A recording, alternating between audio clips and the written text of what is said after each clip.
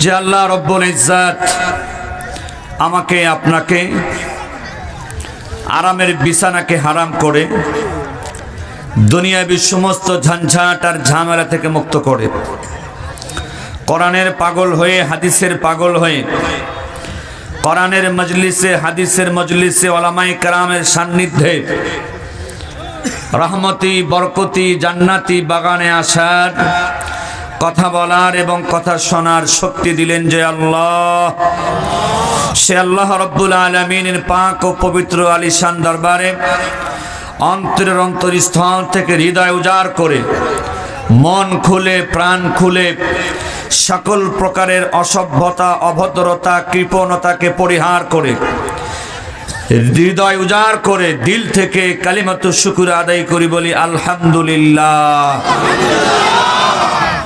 অসংখ্য অগণিত দরুদ ও সালাম বর্ষিত হোক সর্বকালের সর্বযুগের সর্বশ্রেষ্ঠ মহামানব বিশ্ব মানব জাতির মহান শিক্ষক সরকারে কায়নাত সরদারে দু জাহাঁ দয়ার নবী মায়ের নবী রহমতের নবী বিশ্ব নবী জনাবে মুহাম্মদুর রাসূলুল্লাহর প্রতি সকলে মহব্বতে পাঠ করিনি সাল্লাল্লাহু আলাইহি ওয়াসাল্লাম। সম্মানিত মুসলমান ভাই এবং বোনেরা, আজকে হিলফুল ফুজুল সমাজ কল্যাণ যুব সংঘ কর্তৃক আয়োজিত প্রথম বার্ষিক ওয়াজ মাহফিল অনুষ্ঠিত হচ্ছে। ইতিমধ্যেই বাদ মাগরিব থেকে বিভিন্ন উলামায়ে কেরামের পবিত্র জবান থেকে আপনারা কোরআন এবং হাদিসের তাৎপর্যপূর্ণ গুরুত্বপূর্ণ নসিহতপূর্ণ আলোচনা আপনারা শুনেছেন। আলোচনা পেশ করেছেন হাফেজ মাওলানা মুফতি মাহবুবুর রহমান আরিফি দামাত বারাকাতুহুমুল আলিয়া। অত্যন্ত সুন্দর কথা বলেছেন এতক্ষণ পর্যন্ত, আপনারাও ধৈর্যের সাথে কথাগুলো শুনেছেন। আমি গুনাহগার, সর্বশেষে মহান রব্বুল আলামিনের মেহেরবানিতে আপনাদের সামনে আসার সুযোগ পেয়েছি। তো আমি আপনাদের এখানে নতুন মানুষ, ইতিপূর্বে আপনাদের সঙ্গে আমার দেখা সাক্ষাৎ হয়নি সরাসরি এইভাবে, কারো সঙ্গে হয়েও যেতে পারে কোথাও, কিন্তু পরিচিত হয়নি সম্ভবত। এজন্য আলোচনার শুরুতেই আমি একটু জানতে চাচ্ছি আপনারা কেমন আছেন? আলহামদুলিল্লাহ, আল্লাহ তাআলা আমাকেও ভালো রেখেছেন। নতুন মানুষ, নতুন জায়গা। আপনারা যারা আশেপাশে রাস্তাঘাটে অযথা ঘোরাঘুরি করছেন, কালকে কি এখানে মাহফিল আবার হবে? পরশুদিন একটা মাহফিলের আয়োজন দীর্ঘ 1-2 মাস কষ্ট আর শ্রম দিয়ে কমিটি মাহফিলের আয়োজন করে। এটা প্রত্যেক দিন হয় না। কালকেই এই জায়গায় মাঠ ঠিকই থাকবে, কিন্তু এই জান্নাতের আয়োজনটা থাকবে। অনেক মানুষ এখনো হয়তো টেলিভিশনের সামনে বসে নগ্ন সিনেমা দেখছে, আছে কি নাই? দোকানে বসে ধোঁয়া উড়াচ্ছে, হাতের মধ্যে মোবাইল নামের গজবটা আছে, কেউ কেউ ইউটিউব ফেসবুক চালাচ্ছে। তো আমি গুনাহগারের বক্তব্য অনুযায়ী নয়, যে রাসূলের সুপারিশ ছাড়া আমি আপনি জান্নাতে যাওয়া তো দূরের কথা, জান্নাতের ঘ্রাণও ভাগ্যে নসিব হবে না। সেই রাসূলের বক্তব্য অনুযায়ী যেখানে কোরআনের আলোচনা হয়, এটা জান্নাতের বাগান।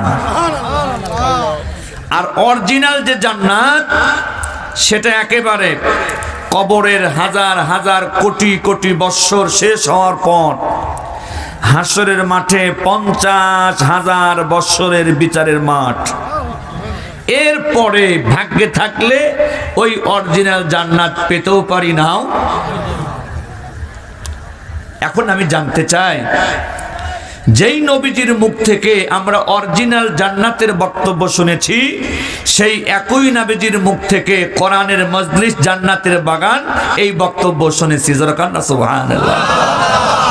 ভাই, আপনি যদি বাড়ির কাছের জান্নাতের বাগানে প্রবেশ করার সুযোগ না পান, কিভাবে আশা করেন যে ওই অরিজিনাল জান্নাতে ঢুকতে পারবেন? আশা করা যায়? কি জবাব দিবেন? আপনার কাছে বাড়ির পাশের জান্নাতটাই তো ভালো লাগে নাই। কথা বলেন, কথা বলেন। বাড়ির পাশে জান্নাতে ঢুকতে পাচ্ছেন না, তাহলে ওই অরিজিনাল জান্নাতে কিভাবে ঢুকবেন আপনি? কেমনে আশা করেন? এই জন্য আমি আমার আলোচনা শুরু করার পূর্বে সর্বশেষ আমি আশেপাশে যত দূর পর্যন্ত মাইকের আওয়াজ যাচ্ছে আমি বিনীত অনুরোধ করছি, আপনারা দুনিয়াবি কাজে সময় নষ্ট না করে হাতের কাছে, বাড়ির কাছের জান্নাতি বাগানে এসে বসে পড়ুন। কথা বলেন ঠিক কিনা? ওনারা এসে এই জান্নাতি বাগানে বসলে আপনাদের কারো কোনো আপত্তি আছে? তাহলে আলোচনার শুরুতে আমরা একটু তাকবীর দিয়ে আশেপাশে শয়তান থাকলে একটু তাড়িয়ে দিই। কথা বলেন ঠিক কিনা? তাকবীর দিতে পারবেন তো ইনশাল্লাহ? প্রথমে আমি একটু দেখবো আমার সামনে যারা আছেন, বিশেষ করে পুরা মাঠের ভিতরে যারা যুবক আছো, যারা 20 বছরের নিচে বয়স, তারা আগে তাকবীর দিবা। 20 বছরের নিচে আমি বলবো আমার সঙ্গে তোমরা, লিল্লাহি তাকবীর। 20 বছরের নিচে লিল্লাহি তাকবীর। 20 বছরের উপর থেকে 40 বছর পর্যন্ত এই মাঝামাঝি যুবক বয়সে যারা আছেন তারা একটু তাকবীর দিবেন। লিল্লাহি তাকবীর, লিল্লাহি তাকবীর। যারা 40 বছর পার করেছেন এবার তারা অন্যকে দিবেন না। 40 বছর যারা পার করেছেন, লিল্লাহি তাকবীর, লিল্লাহি তাকবীর। এখন 3 গ্রুপ মিলে যদি একসঙ্গে দেন আওয়াজ কম হবে না বেশি হবে? হাতটা উঁচু করেন, আবার কারণ নাক ফাটায়েন না। নারে তাকবীর। কোরআন সুন্নাহর আলো, কোরআন সুন্নাহর আলো। নামাজ রোজা যেখানে, হজ যাকাত যেখানে, বিড়ি সিগারেট যেখানে, নারে তাকবীর।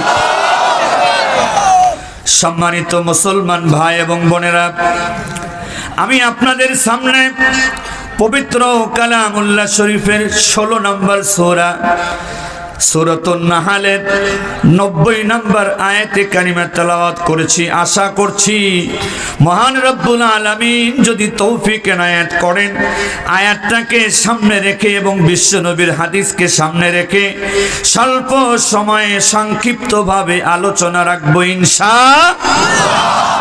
একটু কমায় দাও, একটু কমাও। মুসলমান ভাইরা আমার, আজকে যারা এই মাহফিলের আয়োজন করেছে, আয়োজনকারীরা নিজেদের একটা নাম তারা পছন্দ করে নিয়েছে, একটা নামে তারা আয়োজন করেছে। তারা নাম দিয়েছে হিলফুল ফুজুল যুব সমাজ কল্যাণ যুব সংঘ। নামের শুরুতে 2টা শব্দ, হিলফুল ফুজুল, বাংলা শব্দ না আরবি শব্দ। হিলফুল ফুজুল, আমার যুবক ভাইয়েরা এই শব্দটাকে তারা পছন্দ করেছে, গ্রহণ করেছে। কপালটা বড় ভালো, আল্লাহ তাআলা তৌফিক দিলে হিলফুল ফুজুল শব্দ কোন জায়গা থেকে শুরু হলো, তাদের কাজ কি ছিল, আমি আলোচনা করব ইনশাআল্লাহ। মুসলমান ভাইরা আমার, হিলফুল ফুজুল ন্যায় প্রতিষ্ঠার একটা সংগঠন ছিল, ন্যায় প্রতিষ্ঠার একটা প্রতিজ্ঞা ছিল, ন্যায় প্রতিষ্ঠার একটা প্রতিশ্রুতি ছিল। নবী আকরাম সাল্লাল্লাহু আলাইহি ওয়াসাল্লাম, নবীজির বয়স যখন 20 বছর, যুবক মানুষ সবেমাত্র যুবকে পদার্পণ করেছেন। মক্কা নগরীতে বিখ্যাত একটি বাজার ছিল, বাজারটার নাম হলো ওকাজ বাজার। এখানে বড় বড় মেলা হতো, বড় বড় বাজার লাগতো সেখানে। হঠাৎ করে ওকাজ বাজারে ছোট্ট একটি ঘটনাকে কেন্দ্র করে এমন মারামারি, দ্বন্দ্ব, যুদ্ধ শুরু হয়ে গেল। 2টা পক্ষের ভিতরে, 2টা গ্রুপের ভিতরে মারামারি হইতে হইতে যুদ্ধ এত নিষ্ঠুরতম পর্যায়ে চলে গেল, একে অপরকে মারতে মারতে ছোট্ট ছোট্ট শিশু আর নারীদেরকেও হত্যা করতে কেউ দ্বিধা করলো না। নাউযুবিল্লাহি মিন যালিক। যুদ্ধ চলছে। ইসলাম জিহাদের যে বিধান দিয়েছে, কখনো যদি কোনো ইসলাম বিরোধী শক্তি ইসলামকে নস্যাৎ করে দেওয়ার জন্য, ইসলামকে ধ্বংস করে দেওয়ার জন্য যদি তারা সশস্ত্রভাবে প্রস্তুতি গ্রহণ করে মুসলমানদের উপরে আক্রমণ করার জন্য, তখন অস্ত্র হাতে নিয়ে ওই কাফেরদের সশস্ত্রভাবে মোকাবেলা করার নাম চূড়ান্ত জিহাদ। সুবহানাল্লাহ। কিন্তু যদিও কুফুরি শক্তির সঙ্গে মুসলমানদের লড়াই হবে, সেক্ষেত্রেও আল্লাহ রসুল সাল্লাল্লাহু আলাইহি সাল্লাম বিধান দিয়েছেন অযথা কোনো নারীকে হত্যা করা যাবে না, কোনো শিশুদেরকেও যুদ্ধের ময়দানে হত্যা করা যাবে না। কিন্তু মুসলমান ভাইরা আমার, অকাজ বাজারে যে যুদ্ধটা শুরু হলো, বড় নিষ্ঠুরতম যুদ্ধ। এই যুদ্ধের ভিতরে একে অপরকে হত্যা করতে করতে, মারতে মারতে শিশুদেরকে সামনে পেয়ে গেলে তারা শিশুদেরকেও হত্যা করা শুরু করে দিল, মা বোনদেরকেও তারা হত্যা করতে শুরু করলো। এই হত্যাকাণ্ড শুরু হয়েছে ছোট্ট একটা বিষয় নিয়ে। দুইটা গ্রুপের মধ্যে লড়াই ছিল। প্রথমত একটি গ্রুপ বিশ্বনবীর বংশ, কুরাইশ বংশ, তার সঙ্গে তাদের মিত্র বনি কিনানা নামে আরেকটা বংশ একসঙ্গে যুক্ত ছিল। অন্যদিকে কায়েস আর আইলান নামে আরেকটি গোত্র অপেক্ষামান প্রতিপক্ষ হিসেবে তারা ছিল। কুরাইশ বংশের সঙ্গে কায়েস আইলান গোত্রের এই লড়াইটা চলতেছিল। কুরাইশ গোত্রের সঙ্গে বনি কিনানা নামে যেই গোত্রটা বন্ধুত্বপূর্ণ সম্পর্কে আবদ্ধ ছিল, বনি কিনানার একজন ব্যক্তি কায়েস আইলান গোত্রের 3 জন ব্যক্তিকে হঠাৎ করে হত্যা করে ফেলে। এই ঘটনা যখন ছড়িয়ে গেল, সঙ্গে সঙ্গে কুরাইশ গোত্র, বনি কিনানা গোত্র সহ ওই কায়েস আইলান গোত্রের সঙ্গে তুমুল যুদ্ধে লিপ্ত হয়ে গেল। দুই পক্ষের একের পর এক মানুষ হত্যার শিকার হয়ে যাচ্ছে, রক্তের বন্যা বইতেছে অকাজ বাজারে।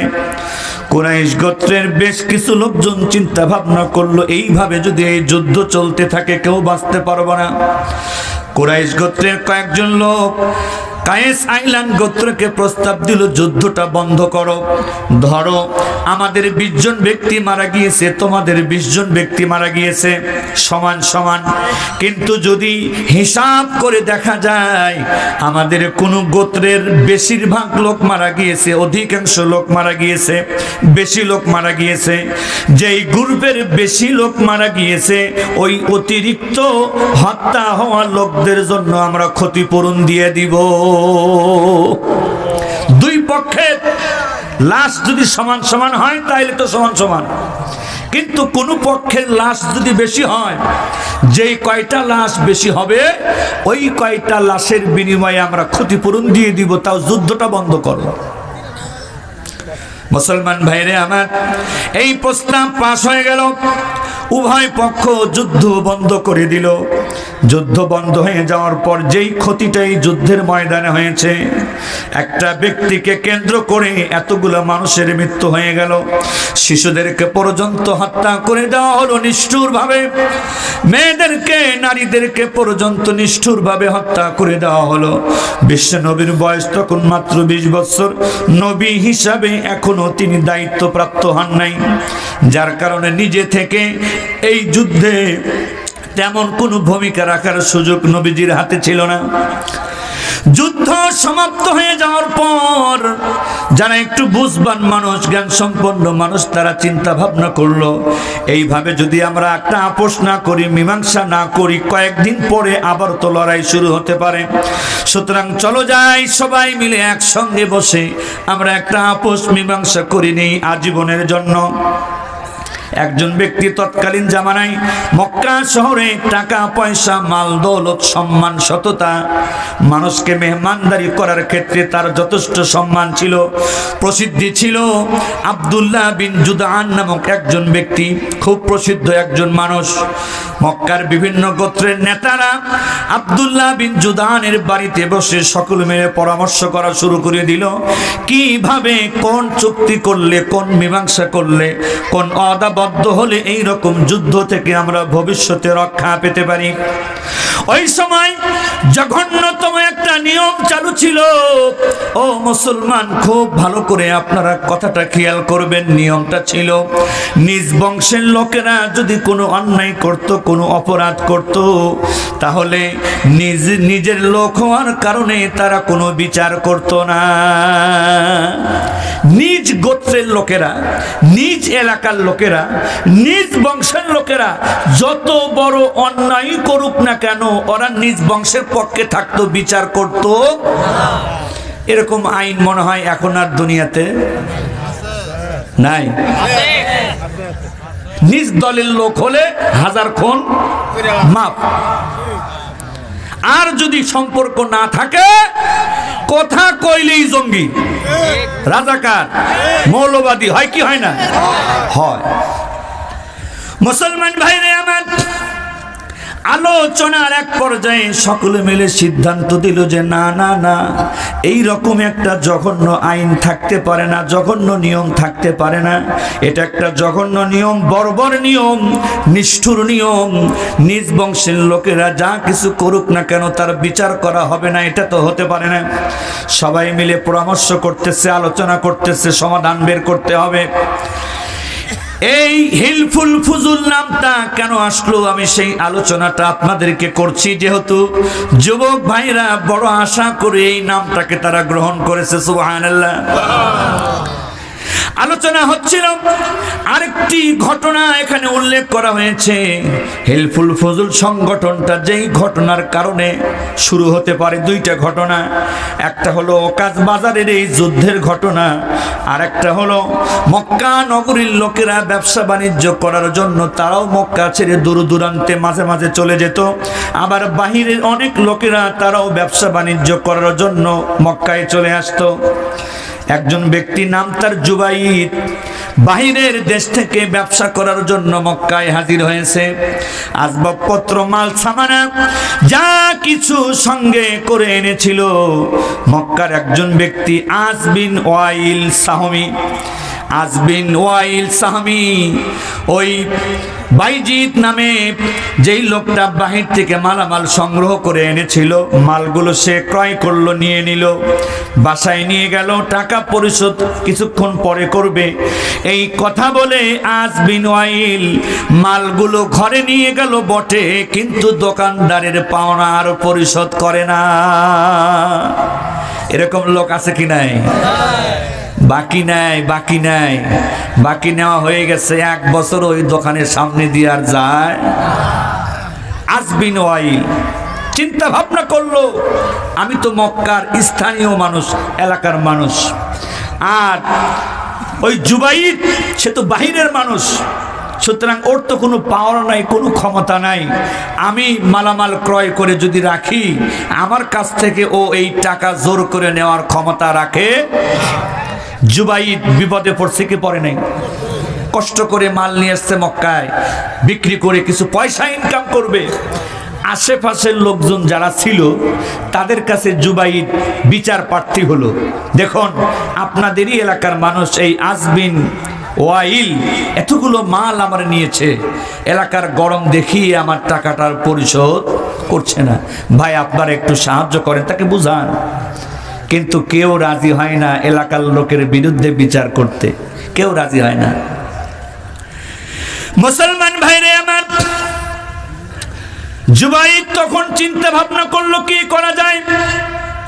ওই জামানায় মানুষ যখন কোনো বিপদে পড়তো, জরুরি কোনো ঘোষণা দেওয়ার দরকার হতো, তারা তখন বড় পাহাড়ে উঠে চিৎকার করে করে মানুষকে ডাকতে থাকতো, তার কথাটা বলতে থাকতো। এই জুবাইর বিচার না পেয়ে উপায় না দেখে আবু কুবাইস নামক পাহাড়ে দাঁড়িয়ে দুঃখের একটা কবিতা পাঠ করে সে নিজের বিপদের কথা, মুসিবতের কথা চিৎকার করে করে মক্কার লোকদেরকে বলতে থাকলো। মক্কার লোকেরা এই ঘোষণা শুনছে। হঠাৎ করে জুবাইর ইবনে আব্দুল মুত্তালিব, জুবাইর বিন আব্দুল মুত্তালিব স্থানীয় মানুষ, দৌড়ে এই জুবাইদের কাছে গিয়ে হাজির হয়ে বলতেছে, আমার মক্কার লোকেরা দেখো, এই লোকটা এখন বড় অসহায়, বড় সম্বলহীন। অসহায় কেন? সে কেন অসহায় হবে? কেন সে সহায় সম্বলহীন হবে? আমাদের দেশে এসেছে ব্যবসা করার জন্য, তার কাছ থেকে মালপত্র ক্রয় করে আমরা চলি, আমাদের উপকার হয়। আজকে আমাদের দেশে এসে এই লোকটা কেন সহায় সম্বলহীন হবে? এটা তো মেনে নেওয়া যায় না। এই জুবাইর বিন আব্দুল মুত্তালিব কিছু নেতাদেরকে একত্রিত করে আলোচনা শুরু করলো কিভাবে এই জুলুম দূর করা যায়। একটা হলো ওকাজ বাজারের ওই যুদ্ধের ঘটনায় বৈঠক, আর একটা হচ্ছে এই যে বিদেশি একজন ব্যক্তি ব্যবসা করতে এসে মাল বিক্রি করে টাকা পাচ্ছে না, ক্ষমতা দেখিয়ে স্থানীয় লোক টাকা দিচ্ছে না, এটার সমাধান কিভাবে করা যায়। দুই ঘটনার প্রেক্ষিতে সবাই মিলে আলোচনা চলতেছে। আলোচনা হইতে হইতে তারা চারটা সিদ্ধান্ত গ্রহণ করলো। যেরকম কয়টা? চারটা ওয়াদা তারা সবাই মিলে দিল, প্রতিশ্রুতি গ্রহণ করলো। মুসলমান ভাইরা আমার, এক নম্বরে তারা ওয়াদাবদ্ধ হলো, প্রতিশ্রুতিবদ্ধ হলো, আমরা আমাদের সাধ্য অনুযায়ী এই দেশের ভিতরে অসহায় দুর্বল মানুষদেরকে আমরা সাহায্য করব। যেরকম সুবহানাল্লাহ। ইসলামী বিধান নবীজির মাধ্যমে তখনও কিন্তু চালু হয় নাই। ওই বৈঠকে নবীজি আছেন, বয়স 20 বছর। আলোচনা চলছে, আমরা আমাদের সাধ্য অনুযায়ী দেশের ভিতরে দুর্বল অসহায় মানুষদেরকে আমরা সাহায্য করব, এই সংগঠনের এক নাম্বার কাজ। দুই নাম্বার হলো আমরা আমাদের সাধ্য অনুযায়ী চেষ্টা করব, সাধনা করব এই দেশের ভিতরে শান্তি প্রতিষ্ঠা করার। দুই নাম্বারের পরে তিন নাম্বারে তারা আলোচনা করলো, যদি কখনো আমরা দেখতে পাই বাহির থেকে কোনো মেহমান আমাদের এলাকায় আসলেন, বাহিরের কোনো লোক আসলেন, আর তাদের প্রতি যদি কোনো অবিচার করা হয়, অন্যায় করা হয়, আমরা এই দল, এই সংগঠন মিলে চেষ্টা করব বাহিরের কোনো মেহমানের যেন মাল সামানার ইজ্জত সম্মানের ক্ষতি না হয়। চার নাম্বারে, যদি এই দেশের ভিতরে কোনো স্বৈরাচার, কোনো জালেম ব্যক্তি যদি দুর্বল লোকদের উপরে অত্যাচার করে, অবিচার করে, আমরা সকলে মিলে এই সংগঠনের পক্ষ থেকে দুর্বলের পক্ষে নিয়ে জালেমের বিরুদ্ধে লড়াই করব। যেরকম না সুবহানাল্লাহ। কাজগুলো খারাপ ছিল না ভালো? তখন এই সংগঠনটার কি নাম দেওয়া যায়? তারা নাম রাখলো হিলফুল ফুজুল। হিলফুল শব্দটা হলফ শব্দ থেকে এসেছে। আমরা বাংলাতে অনেক সময় বলি, আমি হলফ করে বলছি। হলফ করা মানে কসম করা, ওয়াদা দেওয়া, প্রতিশ্রুতি দেওয়া। আর ফুজুল মানে হলো ন্যায়, নীতি, ইনসাফ। সেই হিসাবে হিলফুল ফুজুল মানে ন্যায় প্রতিষ্ঠার ওয়াদা, ন্যায় প্রতিষ্ঠার প্রতিশ্রুতি, ন্যায় প্রতিষ্ঠার সংগঠন। যেরকম সুবহানাল্লাহ। সেই শব্দটাই আপনাদের এলাকার যুবকরা গ্রহণ করেছে। আপনারা খুশি না বেজার? যেরকম খুশি না বেজার? মুসলমান ভাইরা আমার, সময় আমি বেশি নিতে চাই না। হিলফুল ফুজুল যারা গঠন করেছিলেন তার মধ্যে নবীজি সঙ্গে ছিলেন বটে, কিন্তু ওই সময় কোরআন নাজিল হয় নাই, নবীজি নবী হিসাবে ঘোষিত হন নাই। এখন ওই যে হিলফুল ফুজুল তারা যেই নিয়মগুলো গ্রহণ করলো, ওয়াদাগুলো দিল, আমি যে আয়াতে কারিমা তেলাওয়াত করেছি আমার আল্লাহ রব্বুল আলামিন পবিত্র কালামুল্লাহ শরীফের 16 নম্বর সূরা সূরাতুন নাহালের 90 নম্বর আয়াতে অনেকটা ওই রকম একটা আদেশ আমাকে আপনাকে দান দান করলেন, ইন্নাল্লাহা ইয়ামুরু বিল আদলি ওয়াল ইহসান ওয়া ইতা'i যিল কুরবা ওয়া ইয়ানহা আনিল ফাহশাই ওয়াল মুনকারি ওয়াল বাগয়ি ইয়াইদুকুম লাআল্লাকুম তাযাক্কারুন। আল্লাহু আকবার। আল্লাহ তাআলা বলেন, ইন্নাল্লাহ, নিশ্চয় আল্লাহ, ইয়ামুরু বিল আদলি ওয়াল ইহসান। এই আয়াতের ভিতরে আল্লাহ তাআলা আদেশ করেছেন 3 কাজের। জোরে কোন, কয় কাজের? আদেশ করেছেন 3 কাজের, আবার নিষেধও করেছেন 3 কাজের। একটি আয়াতে আদেশ আছে 3 কাজের, নিষেধও আছে। খেয়াল করেন, বুঝবেন ভালো। আল্লাহ তাআলা কি আদেশ করলেন? 1 নম্বরে ইয়ামুরু বিল আদলি, আল্লাহ তাআলা তোমাদেরকে ন্যায় বিচারের আদেশ করেন। জোরে কোন সুবহানাল্লাহ। ওয়াল ইহসান, 2 নম্বরে আল্লাহ তাআলা তোমাদেরকে সৎ আচরণের আদেশ করেন, উত্তম ব্যবহারের আদেশ করেন। 3 নম্বরে ওয়া ইতা'i যিল কুরবা, আত্মীয় স্বজন আমার আপনার আছে কি নাই? একেবারে মা বাবা থেকে শুরু করে ভাই বোন, চাচা চাচি, খালা খালো, ফুফা ফুফু, অনেক রকম আত্মীয় স্বজন আল্লাহ রাব্বুল আলামিন আমাকে আপনাকে দান করেছেন। ও মুসলমান, আত্মীয় স্বজন যদি না থাকতো দুঃখ প্রকাশ করার লোক পেতাম না। আত্মীয় স্বজনের দরকার আছে কি নাই? তবে হ্যাঁ, অনেক শহরে অফিসার, আত্মীয় স্বজন তো দূরের কথা, বুড়া মা বাবাকেও এখন আর ঘরে রাখতে চাচ্ছে। আল্লাহ তাআলা বলেন, 1 নম্বরে হুকুম করলাম ন্যায় বিচার করার। যেই চেয়ারে, যেই আসনে তুমি বসে না থাকো না কেন, 1 নম্বরে তোমার দায়িত্ব, তোমাকে ন্যায় বিচারক হতে হবে। 2 নম্বরে তোমার দায়িত্ব, উত্তম আচরণকারী, উত্তম ব্যবহারকারী তোমাকে হতে হবে। 3 নম্বরে আত্মীয় স্বজনের সঙ্গে সহযোগিতার একটা সম্পর্ক তোমার থাকতে হবে।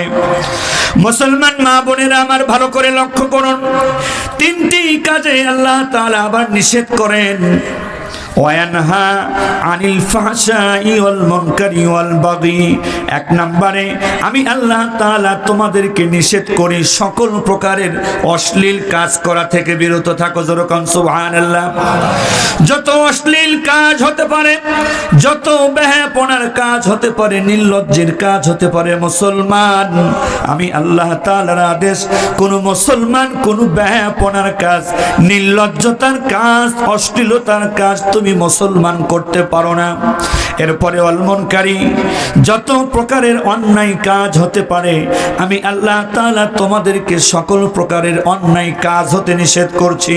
ওয়াল বাগি, আমি আল্লাহ তাআলা যেই সীমা তোমাদেরকে দান করেছি, ওই সীমা লঙ্ঘন করে সামনে যাওয়ার চেষ্টা করবা না।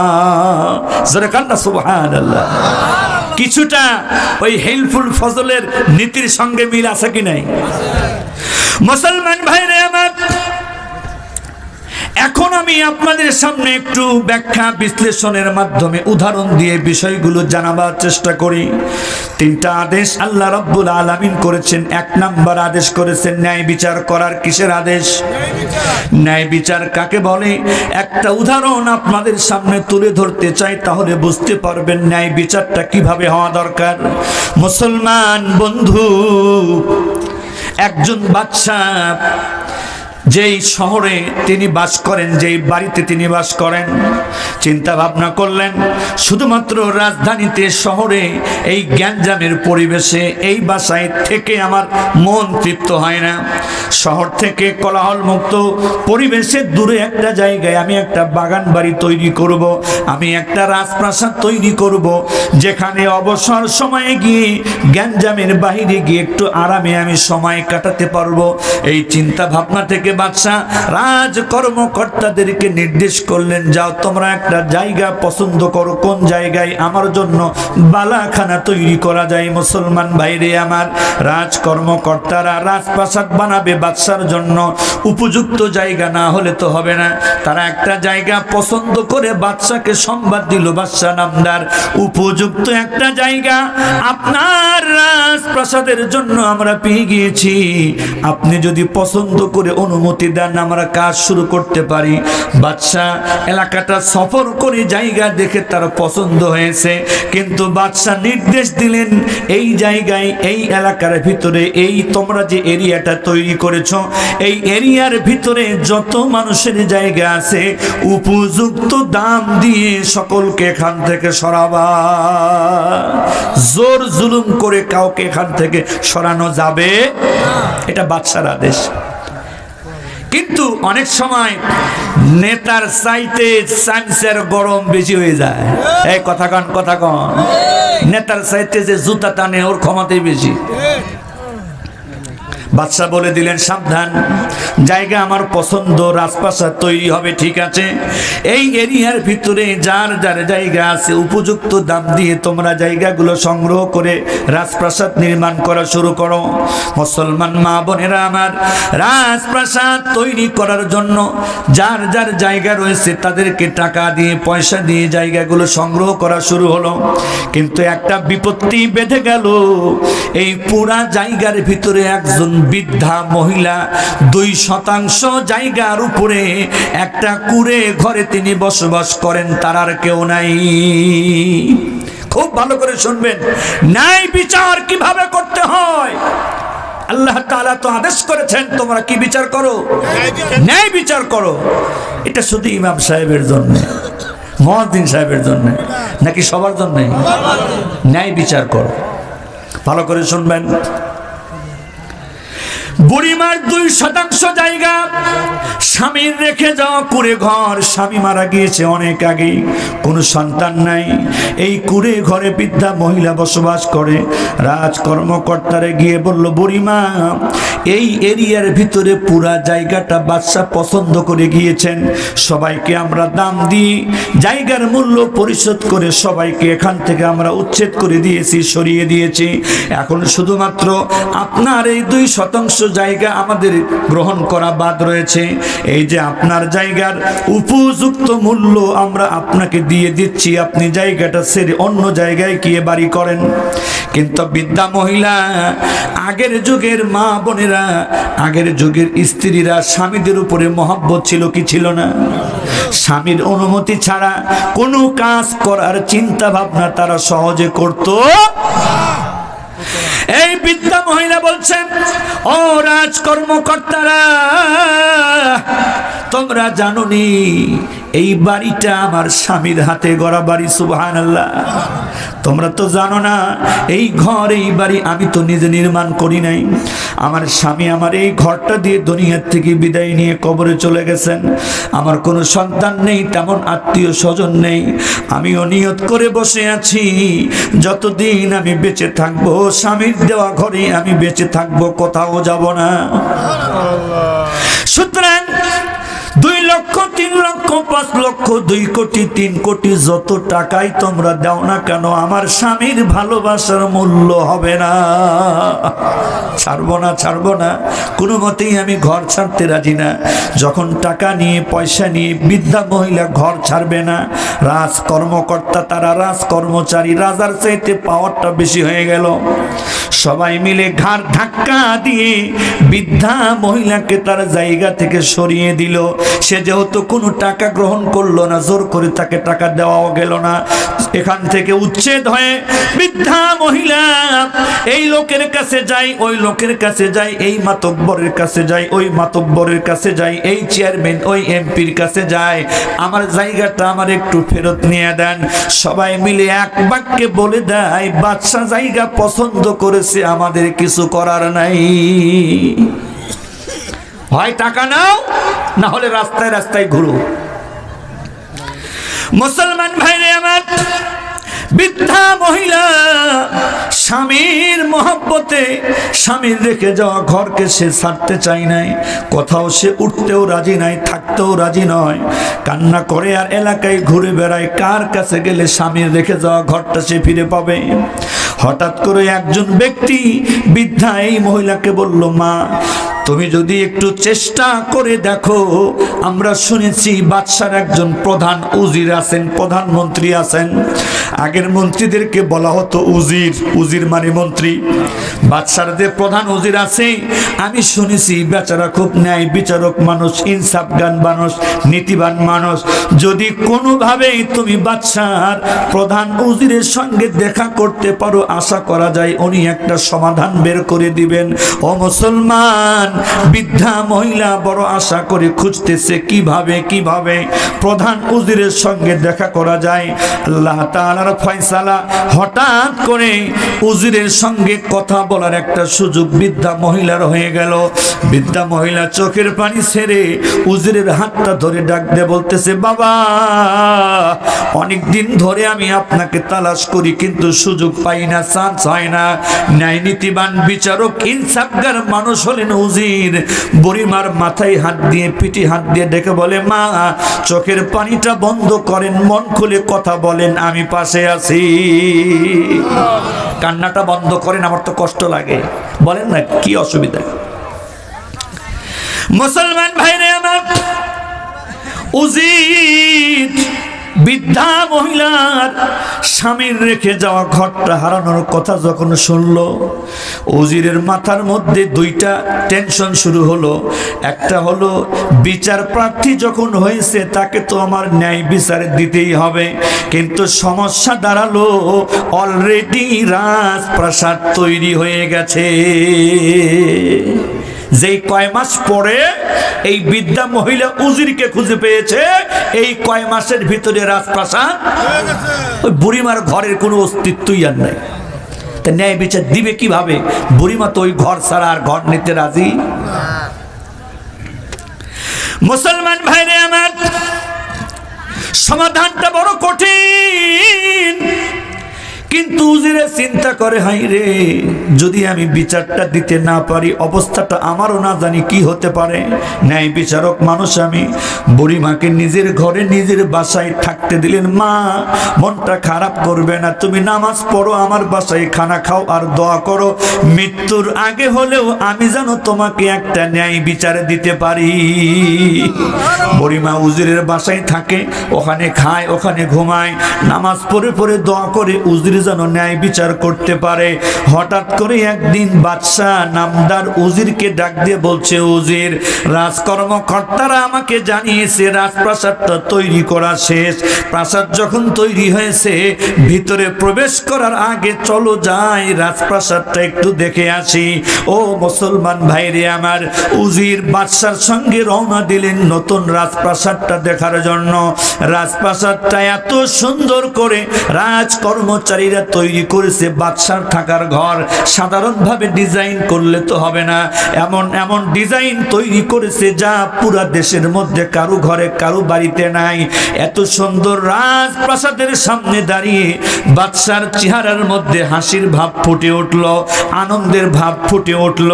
উজিরকে ডাক দিয়ে বলছে, উজির রাজকর্মচারীরা বড় সুন্দর করে আমার রাজপ্রাসাদটা বানাইছে। তাহলে বাদশা যখন খুশি, উজিরও খুশি হওয়ার দরকার আছে কি নাই? কিন্তু বাদশা হঠাৎ করে ভালোভাবে নজর করে দেখলো, আমি নিজে হাসলেও উজিরের মুখে কেমন জানি হাসি নাই। বাদশা তো বুঝতে পারছে, এই আমি এই রাজপ্রাসাদ দেখে খুশি হয়ে গেছি, এত সুন্দর কারুকাজ, আমার দিল ভরে গেছে। তো তুমি তো খুশি হওয়ার কথা, কিন্তু তোমার চেহারায় তো খুশির কোনো ভাব দেখা। মুসলমান ভাইরে আমার, উজির বলছে, না বাদশা নামদার, আপনি থাকবেন এই বাড়িতে, আপনার যদি পছন্দ হয়, আমার তো কথা থাকতে পারে না। বলে, না না, তোমার পছন্দটাও আমার দরকার, কারণ তুমি আমার সাথী। যেরকম সুবহানাল্লাহ। এবার উজির ডাক দিয়ে বলছে, বাদশা নামদার, যদি আমার মনের কথা জানতে চান, বেয়াদবি না নিলে একটা উদাহরণের মাধ্যমে আমার মনটা কেন খারাপ আমি আপনাকে একটু বুঝিয়ে দিতে চাই। বাদশা তখন বলছে, ঠিক আছে উজির, উদাহরণ দিয়ে বুঝাইলে যদি বুঝতে সুবিধা হয়, তুমি আমারে উদাহরণ দিয়ে বুঝাও তোমার মনটা কেন খারাপ। শত শত এমপি মন্ত্রী, রাজ কর্মকর্তা কর্মচারী চতুর্দিকে তারা দাঁড়ায় আছে, উজির আর বাদশার কথা তারা দেখতেছে। ব্যাপার কি? হঠাৎ করে সবাই আসলাম রাজপ্রাসাদ দেখতে, কেমন জানি আলাদা আর একটা কাহিনী শুরু হয়ে গেল। উজির তখন ডাক দিয়ে বলছে, বাদশা নামদার, আমি কিন্তু আগেই আপনার কাছ থেকে অনুমতি নিয়েছি, আপনি মন খারাপ করবেন না, রাগ হবেন না। আমি কিন্তু আপনাকে বলেছি একটা উদাহরণ দিয়ে আমার মনটা কেন খারাপ আমি আপনাকে বুঝাবো। বাদশা বলে, উজির রে, আমি তো অনুমতি দিয়েছি, তোমার টেনশন কোথায়? উদাহরণ দিয়ে বুঝাইলে যদি আমি ভালো করে বুঝতে পারি, তাহলে তুমি একটু উদাহরণ দিয়ে বুঝাও ও মুসলমান। তখন সাহস করে উজির এবার ডাক দিয়ে বলতেছে, বাদশা নামদার, এই যে এই পাশে অনেকগুলা মাটি আছে, একজন লেবারকে উজির বলতেছে, লেবার, মাটিগুলো দিয়া তুমি এই টুকরি বা টুকরি বা ঝাঁকাটা ডালাটা একটু পুরা করো, যেগুলোতে ময়লা ফালানো হয়। উজিরের আদেশ মতো একজন লেবার কর্মচারী ওই টুকরিটা ঝাঁকাটা এইটাকে মাটি দিয়ে সে ভরপুর করে দিল। এবার উজির বাদশাকে ডাক দিয়ে বলতেছে, বাদশা নামদার, মনটা খারাপ করবেন না, বেশি চাই না, বেশি চাই না, মাত্র একটা টুকরি মাটি মাথায় নিয়ে একটু বাহিরে ফেলে দিয়ে আসেন। জোরে কান্না সুবহানাল্লাহ। আশেপাশের স্যামসেগুলো খেপে একবারে অস্থির। এই উজির, মাথা মোটা খারাপ নাকি আপনার? হ্যাঁ, বাদশা এই মাটির টুকরি মাথায় নিয়ে বাইরে ফেলে আসবে, অনুমতি দিছে আর যা খুশি তাই বলেন। বাদশা তখন অন্যদেরকে ধমক দিল, তোরা থাম, কথা তো হইতেছে আমার সাথে। বলতেছে, উজির, আমি অনুমতি দিয়েছি ঠিক আছে, কিন্তু আপনি তো জানেন আমার বাবাও ছিল রাজা, আমিও রাজা, এক গ্লাস পানিও কোনোদিন নিজ হাতে উঠায়া খাই নেই, আর আপনি আমার এই মাটির টুকরি মাথায় নিয়ে ওই বাহিরে ফেলে আসতে বলতেছেন। মুসলমান ভাইরে আমার, উজির চোখের পানি ছেড়ে বাদশাকে ডেকে বলছে, বাদশা,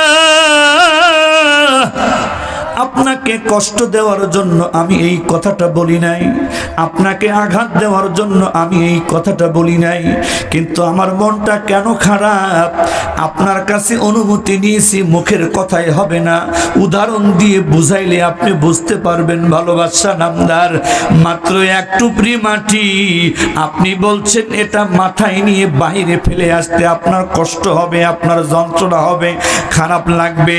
বাদশা নামদার, আমি বিশ্বনবীর একটা হাদিস শুনেছি, মান আখাযা শিবরাম মিনাল আরদি যুলমান, মান আখাযা শিবরাম মিনাল আরদি যুলমান ফাইন্নাহু ইউতাওবিকুহু ইয়াওমাল কিয়ামাতি মিন সাবঈ আরদিনা।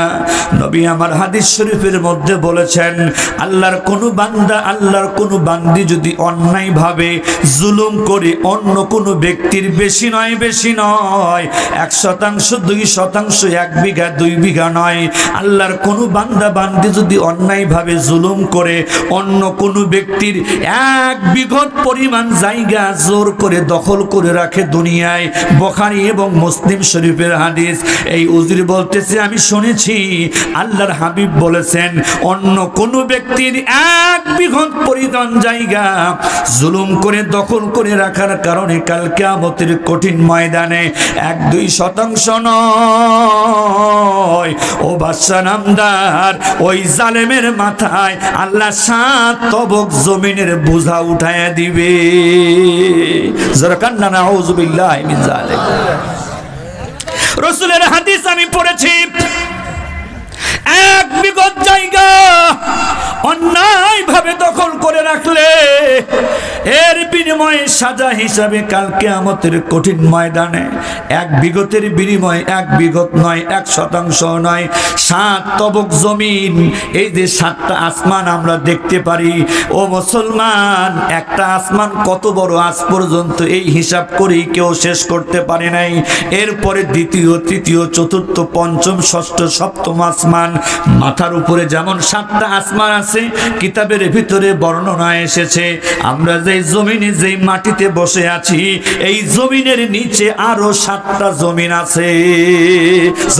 সুবহানাল্লাহ। রাসূলের হাদিস হলো 1 বিঘত পরিমাণ জায়গা অন্যায় ভাবে যদি কেউ দখল করে রাখে, এর সাজা হিসাবে কাল কিয়ামতে শুধু পুরা পৃথিবী নয়, 7 তবক জমিনের বোঝা আযাব হিসাবে আল্লাহ তাআলা তার মাথার উপরে উঠায় দিবে। জোরকান নাউযুবিল্লাহি মিন যালিক। হাদিসটা শোনার পর বাচ্চা যেমন থরথর করে কাঁপতেছে, এমন অবস্থা। কি হাদিস শুনাইলা? আচ্ছা, হাদিস শুনাইলা বটে, কিন্তু আমি তো কারো উপরে জুলুম করি নাই, কোনো অন্যায় করি নাই, হাদিস আমারে কেন শোনাও? হুজুর তখন ডাক দিয়ে বলে, বাদশা নামদার, আপনি জানেন না, আপনি নির্দেশও দেন নাই, আপনি বলেনও নাই, কিন্তু আপনার এই স্যামসাগুলো, এই গুন্ডাগুলো একজন বুড়িমার 2 শতক জায়গায় কুড়ে একটা ঘর ছিল, সে স্বামীর রেখে যাওয়া ঘর ছাড়তে রাজি হয় নাই, কিন্তু আপনার এই জালেম স্যামসা, জালেম গুন্ডাগুলো বুড়িমারে ঘাড় ধইরা এই জায়গা থেকে বাইর করে দিয়েছে। পুরা জায়গার ভিতরে ধরুন 100 বিঘা জায়গা।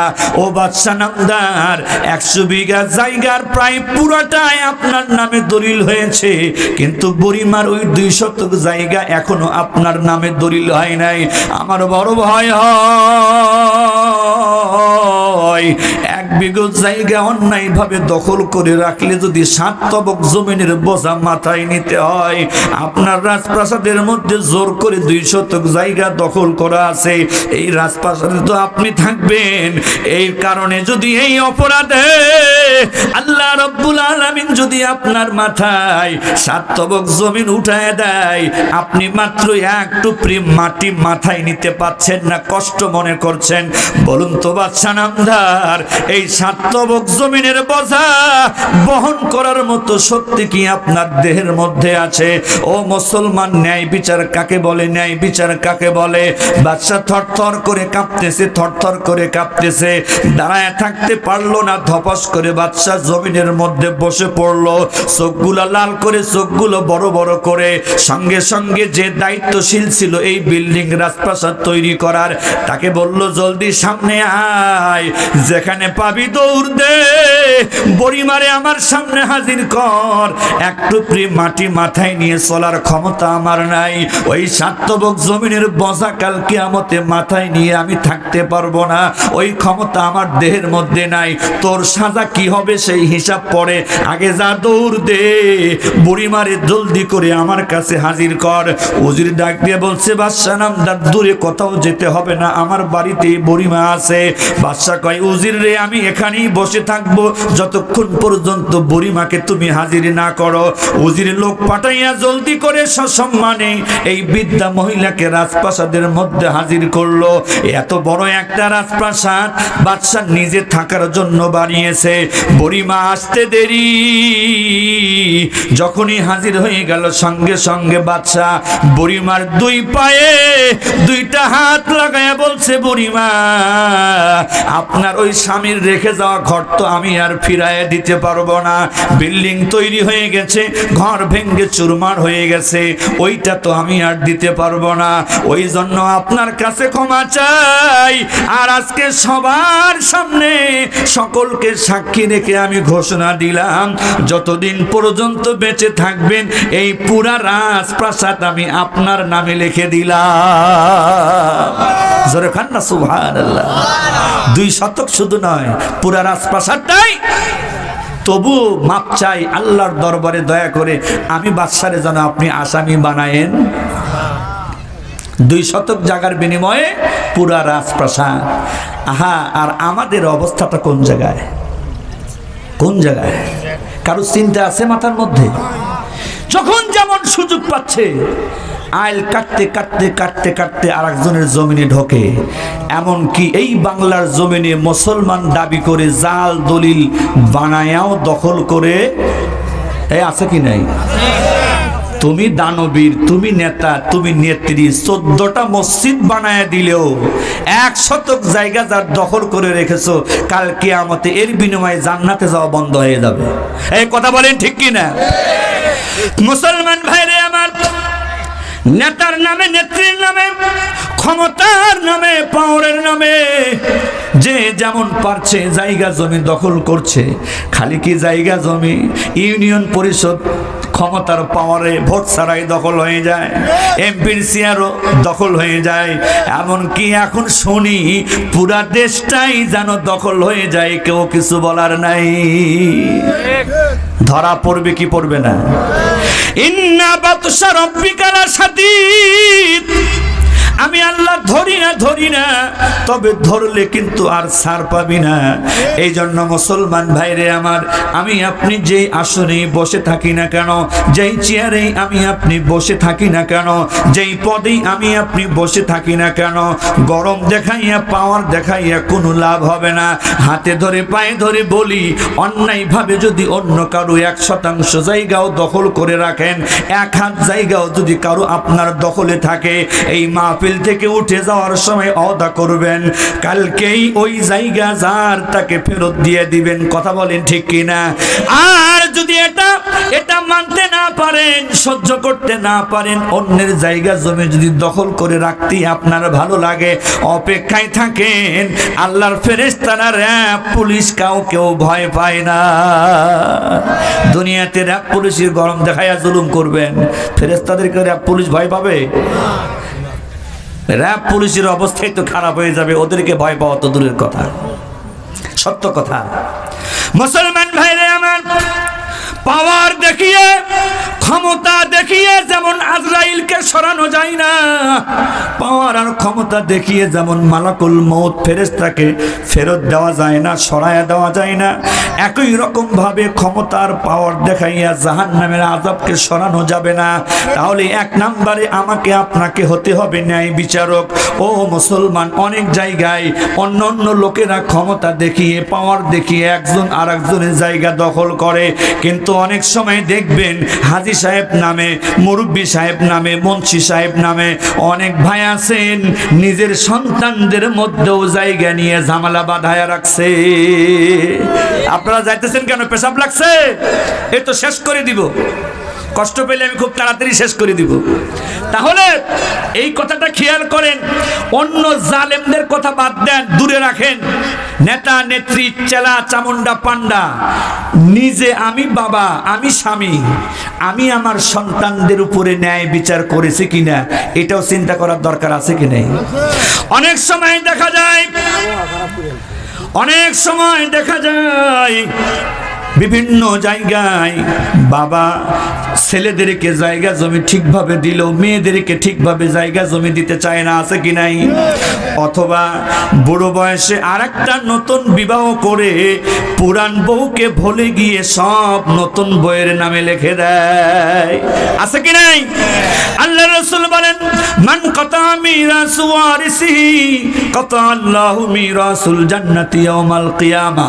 কোন ব্যক্তি যদি কাউকে তার ওয়ারিস থেকে বঞ্চিত করে দেয়, কোন ব্যক্তি যদি কাউকে তার ওয়ারিস থেকে বঞ্চিত করে দেয়, আল্লাহ তাআলা কাল কিয়ামতের কঠিন ময়দানে ওই ব্যক্তিকে জান্নাতের মালিকানা থেকে বঞ্চিত করে দিবেন।